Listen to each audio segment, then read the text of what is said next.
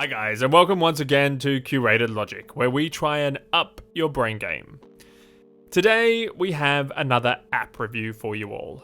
The app, Rhyme Escape Game. The mission, as the name suggests, to escape. As I said in the previous escape room app review, I have decided to do a few of these over the next little while, as I am in the escape room mood. So, let's jump straight into it.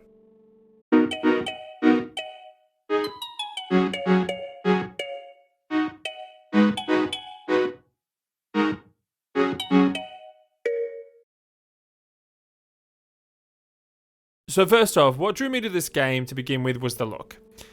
On the App Store, it represents itself exactly as you see it now. A muted colour scheme, illustrations that are realistic rather than cartoonish, and just all round an aesthetically inoffensive design.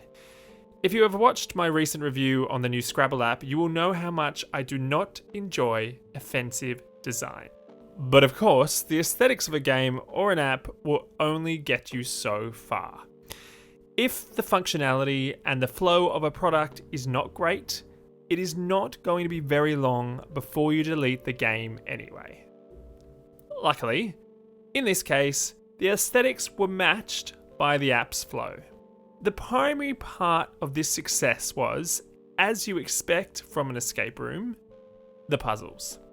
The puzzles were interesting for the most part, and all fit in well with the design. I definitely feel like the elements that made up the puzzles fit in well with the general atmosphere of the game. Also, only once in the game did I feel like the solution to a puzzle was one I disliked. Even then, the dislike was not massive, but as it was basically part of the final puzzle, it did leave the ending with a hint of a sour note. Still, as much as I liked the game, there were a couple of minor things that I felt were a little off-putting. During gameplay, whilst the design really did pull you into the world, the fact that there was a flashing ad at the bottom often drew me straight back out again. I am all for people making money on their apps using ads, but it needs to be done without taking anything away from the app. This was actually done in this app when you had to watch an ad to get a hint.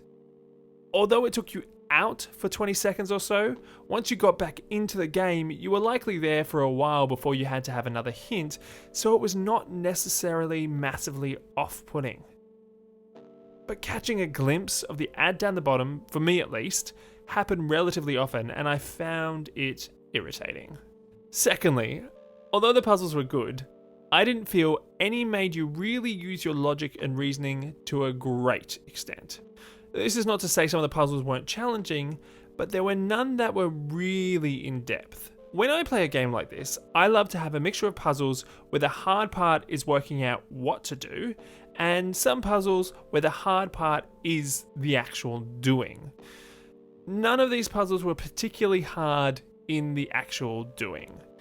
This might seem contradictory, as many of you may say, well, the figuring out is just part of the doing, but to me, they are separate beasts, and for a game to be great, both need to be well catered for. But, to be honest, these negatives are pretty minimal, and overall, did not impact greatly on my enjoyment of the game. As such, I give this app an 8 out of 10. If you want to relax and have some brain-challenging fun for an hour or so, give it a go for sure. Okay, that's it for this episode. I have not set a challenge in a while, so I'll be back at the end of the week to bring a quick online IQ challenge for everyone to complete. I don't know how accurate the one I've chosen is, but it'll be fun to do and just to see how we all compare. Until then, keep your brain active, continue washing your hands, and have fun. See ya.